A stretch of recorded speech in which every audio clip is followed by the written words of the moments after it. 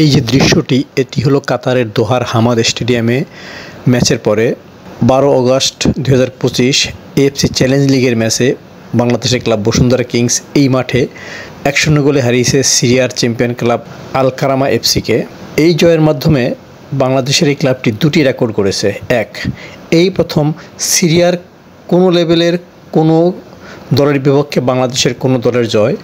দুই, এই প্রথম এএফসি চ্যালেঞ্জ লিগে জয়ের দেখা পেল বাংলাদেশের কোনো ক্লাব। গত বছর প্রথমবারের মতো চালু হয়েছে এএফসি চ্যালেঞ্জ লিগ।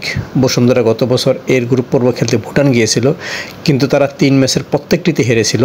এবার আবাহনী কিরগিজস্তানের ক্লাব মুরাস এফসির কাছে এই প্লে অফে হেরেছিল, তবে বসুন্ধরা সেই পথে হাঁটেনি। তারা কাতারের দোহার হামাদ স্টেডিয়ামে 1-0 গোলে হারিয়ে দিয়েছে আল কারামা এফসিকে।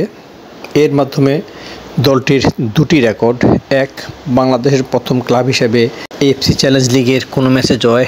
দুই, মধ্যপ্রাচ্যের দেশ সিরিয়ার ফুটবল দলের বিপক্ষে যে কোনো লেভেলে এটি বাংলাদেশের প্রথম জয়। অর্থাৎ এই প্রথম বাংলাদেশের কোনো ক্লাব সিরিয়ার কোনো ক্লাবকে হারালো। এক জয়ে বাংলাদেশের বসুন্ধরা কিংস দেখালো দুটি কৃতিত্ব। এর আগে বাংলাদেশ কয়েক দফা সিরিয়ার সাথে ম্যাচ খেলেছিল। 1980 সালে এশিয়ান কাপের বাসে পড়ে বাংলাদেশ 1-0 হেরেছিল সিরিয়ার কাছে। 1984 সালের প্রস্তুতি ম্যাচে বাংলাদেশের 2-1 গোলে হারিয়েছিল সিরিয়া। এরপর 1986 সালে ঢাকায় অনুষ্ঠিত প্রেসিডেন্টস কাপে বাংলাদেশ লাল দল সিরিয়ার সাথে 1-1 গোলে ড্র করেছিল। গোল করেছিলেন স্ট্রাইকার লিটন। পরের ম্যাচে গোলশূন্য ড্র হয়েছিল সিরিয়া ও বাংলাদেশ সবুজ দলের ম্যাচ। ফের মুখোমুখি বাংলাদেশ ও সিরিয়া।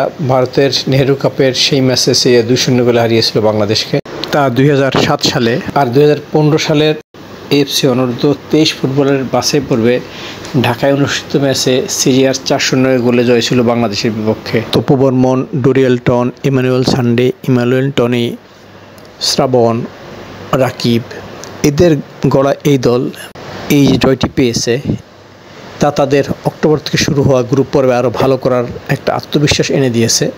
অল্প কদিনের প্রস্তুতি নিয়ে হেড কোচরা বসুন্ধরা কিংস যেভাবে সিরিয়ার আল কারামাকে বিধ্বস্ত করেছে, নিশ্চয়ই পরবর্তীতে এই দলটি আরও শক্তিশালী হবে। তারা লিগ ম্যাচ খেলার সুযোগ পাবে, টুর্নামেন্ট খেলবে। জাতীয় দলের খেলোয়াড়রা যারা বসুন্ধরা কিংসে আছেন তারা জাতীয় দলের হয়ে ম্যাচ পাবেন। এতে করে দলের টেম্পারমেন্ট বাড়বে, ফিটনেস আরও ভালো বাড়বে।